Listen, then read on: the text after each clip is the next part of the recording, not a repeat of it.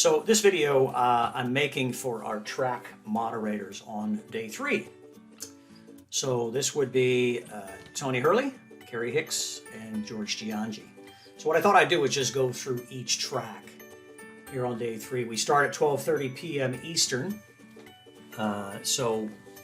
We just got off our call with Laura, and I wanted to walk through, just give you a couple of talking points on each track. So you can have something in the back of your mind you can use to talk about, right? So your names are listed here across the top on the agenda. And our first talk for Tony at 12:30 is going to be the National Risk Management Center. These talking points here are perfect if you want to use them. For those of you who aren't aware, the National Risk Management Center has a focus on working analytics on data to determine risks. Okay? Now, why is that important to the private sector? That's the big idea about it. This is important to the private sector because this shows the private sector how DHS is working on risks to protect you and your supply chain. So although you may not be involved in a specific research effort, they're working on issues that will affect your business staying open during disasters. Very important. And they cover a variety of different issues for COVID and critical infrastructure, but it's all focused on the sectors of the critical functions in our nation, right? Power, comms, fuel, food, things like that. Okay. Okay, the next one is cross-sector collaboration. And this one is, InfraGard is a nationwide organization of law enforcement, critical infrastructure folks, supported by the federal FBI, right? And they worked on this book. We did a webinar in 2020. It's the largest webinar we did. And it says you'll learn about InfraGard's findings on what are the effects of critical infrastructure if power is not available in 30 days. They looked at all the causes of long-term power outage, and they looked at the cascading impacts on private sector. Now, why is this important for industry? This book is a business continuity planning manna. This looks at issues that most people will never even think about from a cross-sector perspective. So they cover a number of sectors, 11 or 12 sectors: water, power, comms, fuel, food, government. Amazing work. So they're going to talk about this book here, and we're actually going to look at this further in 2021, this topic. Okay. The next one is demand-oriented decision-making in supply-constrained environments. What this is basically when there's a shortage, because demand is so high and supply is so weak, how do we manage in that environment? What are some of the strategies we can use? When there's empty shelves for PPE, what do we do? When there's empty shelves of food or empty pumps, how do we work through decision-making in those kinds of environments, right? Why is this important to private sector? This helps companies understand some of the principles behind navigating in a high demand, low supply environment, which we've seen with PPE and probably with other things during disaster, housing, fuel, and so forth. The next one up is resilience. Resilience in the electricity supply during the COVID pandemic. Haley Seipel works at EEI, and she's talking here about what during the COVID pandemic, what did EEI, APPA, and NRECA, the three trade associations, how did they come together, work together, and how did they coordinate all of the restrictions and things put in place by the COVID-19 pandemic? They formed Tiger teams. They tried to work issues. They produced a return to work guide, phenomenal product. We'll be focusing people on that. Why is this important to the private sector? These are all the things the electric sector did to keep your power on, bottom line, or to restore it faster if it got knocked out. And boy, this got put in play very quickly in 2020 with the hurricane season, not just the pandemic. The next section is looking at interactive discussion for government. How do we implement economic recovery? Tony, we're going to take this out and we're going to replace this. I'll get back to you on what this session is going to be. We're not doing that session at 4 o'clock track 1. Okay? Now, 4:50, Mike Overton, Geospatial Technology Lab. This is a fantastic initiative. Idaho National Labs is working on aggregating every state transportation information website, they call them the 511 websites, in the nation into a single data feed.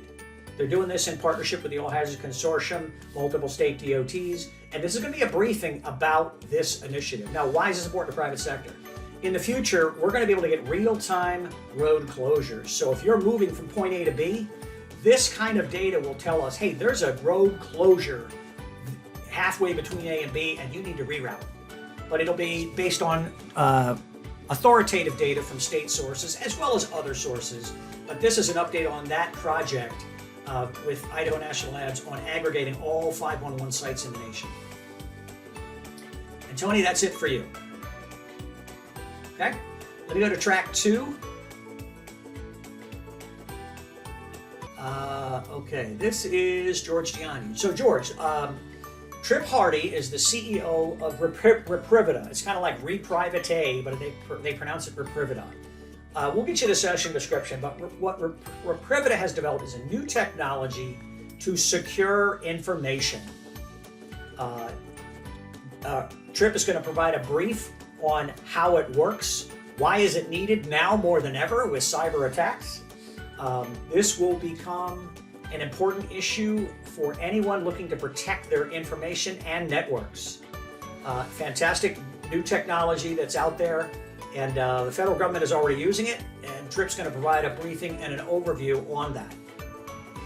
TRIP is also one of our sponsors, so when you introduce TRIP, you want to thank he and Reprivida for being one of our sponsors for the event. Okay, next video, or next session, Commercial Routing Assistance App. So, George, this was the CRA tool that was developed in 10 days during COVID. I think it was back in March or April, where the consortium, Idaho National Labs, and DHS CISA were working together to answer the problem commerce is slowed to a grinding halt. All the states were issuing restrictions for this, and that, and this. Truck drivers and planners were just like scared. They didn't know where to go, what to do. They didn't want to get penalties and fines. And so this is a briefing on how this commercial route assistance tool was developed. Why is this important to the private sector? It's active now. There'll be a website that they'll put out that people can go to. It helps you route from A to B amidst all of the ever-changing state restrictions and policies and closures, so you can get to your destination faster without fear of fines or penalties or violating laws. And they're going to provide an overview on this this routing app. This is a great example of commercialization, rapid commercialization with the consortium and Idaho National Labs. I don't know what this next topic is, but I'll get back to you on that. Using the Endeavor model for information security. So George, you're close enough to this. So Molly, Pat Scholl, and Carmela are going to talk about this. It's basically an overview of the Endeavor model. Why is it important to private sector? You've experienced that firsthand, so I'll let you give an example there. Next up is the National Vetted PP Exchange. This is going to be me, probably with one other person doing this with me. But this will be a brief on the PP Exchange, how it was developed, why is it important. It creates a new, to private sector and government, it creates a new model for sourcing. It creates an Uber model so that buyers only have to talk with suppliers that have what they need at that moment. So it saves up to 80% of labor hours trying to find somebody that has PPE, and in the future, pretty much anything that's out there, gas, fuel, lodging, that's the vision for this. But we'll talk specifically about PPE now and how it's being used. The 450 session is Cyber Champ, a tool for organizational cybersecurity and workforce. So Ralph Lay and Shane Staley will be presenting, and Idaho National Labs it has developed a set of tools that helps companies assess a role for their individuals, what training they need from a cyber standpoint, and provides metrics on their performance and their return on investment for the training. It's amazing. So this is why is it important to private sector? Because they're going to have to do a lot of cyber training, especially after this past year. And Idaho National Labs does much of the cyber training development for DHS and the federal agencies. They have tremendous quality, and Ralph Lay is going to talk about this. We'll be working with them as a partner going forward on this, but this is going to be important to private sector because if they want to know how to train, they want to know what to train each employee title on, they want to pull from a series of courses already developed, and they want to measure return on investment for the training investment. This briefing will cover that. And that's it for George. Okay, Miss Carrie. Really excited about this track. Okay, so the first session is how to securely collaborate your data within a SICE on-off data sharing. So, Carrie, you're the moderator, so you could just kind of tee this up. What this session is focusing on is how we have used this GeoCollaborate tool to share information across 30 states and 100 organizations all at the same time during disasters, really since 2016. In addition, Dave's going to talk about how users that have a license can turn on and off data sets. So when I turn on my GeoCollaborate license inside your license, my data shows up, and only within your license. It doesn't show up anywhere else. So Dave's going to talk about this unique on-off capability that we can do with both public information as well as secure and private information. And it's going to be key for organizations publishing their data into the SICE if they don't have Esri. Okay? So that's that session. The next one, virtual exercise. Carrie, you're going to be moderating and running that. So you kind of know the purpose of that. From my perspective, the key benefit to private sector and government really here on this is we want people to understand the importance of the ORL, how important it is for data sharing. So when somebody calls something reliable, we know now how to measure that. And we want to expose the tool that the group has developed that they can all go to, and we may want to have that tool URL posted. It's kind of long, but we may want to have directions on how to get to that tool and use it in the slides. All right? 245, Geospatial Information Systems Resilience. So this one is a state model for private sector information sharing, North Carolina's WebEOC platform. So here, Carrie, Persia in North Carolina has worked with WebEOC and developed 7 capabilities on this same platform when most people only use it for 1. So she's going to provide a briefing of how she has created multiple capabilities specifically with the private sector to serve them better within their private sector work group in the state of North Carolina. And it's a great example of the state listening to their private sector partners and going and developing something and then bringing it back to them. They do exercises monthly and then they deploy it. And they use this for getting corporate donations privately to counties. They use it for evacuation planning. They use it for distributing access credentials. They use it for internal use, like a common operating picture. That's just to name a few. So that's it for that session. The next one is Secure Information Center SICEnet. So I think this may have moved. Laura may move and plug something else in here. But anyway, SICEnet, if this stays here, Carrie, you're well aware of SICEnet. The benefit to the private sector with SICEnet is providing access to real-time state and commercial data all in the same place for synchronized decision support, which means now we can synchronize operational coordination. And I think, Carrie, that session's going to move and something's coming in, and I don't know what it is. But it could be Reprivita. We might move Reprivita to take this session. Stay tuned.